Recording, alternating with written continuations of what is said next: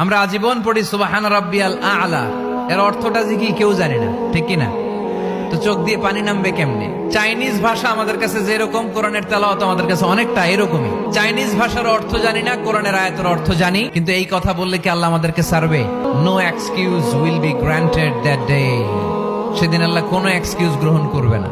আল্লাহ, আপনি আমারে ধৈর্যশীল বানান, আপনি আমারে শুকরগুজার বান্দা বানান। আল্লাহ, আমার চোখে আপনি আমারে ছোট বানান, গোটা বিশ্বের মানুষের চোখে আপনি আমারে বড় বানান। সবাই পড়ি আমিন। আল্লাহ, ভুল করছি, আল্লাহ মাফ করে দাও, ক্ষমা করো। আমি ক্ষমা চাইতেছি, কিন্তু আমি ক্ষমা করি না আরেকজনকে। তুমি ক্ষমা করো না, তুমি ক্ষমা চাও কোন সাহসে? কোন নারীকে যদি তার চেহারার ডিজাইন তৈরি করার সুযোগ আল্লাহ দিতেন, সে নারী তাকে বিশ্ব সুন্দরী করে তৈরি করবে, ঠিক কিনা? এটা আল্লাহ আমাদেরকে দেয় নাই, এটা আল্লাহ তাআলা নিজ হাতে রেখেছে, নিজে করেছে। তাই কারো আকৃতি নিয়ে ব্যঙ্গ করলে স্বয়ং আল্লাহর সাথে ব্যঙ্গ করার শামিল। চিল্লায় বলেন ঠিক কিনা?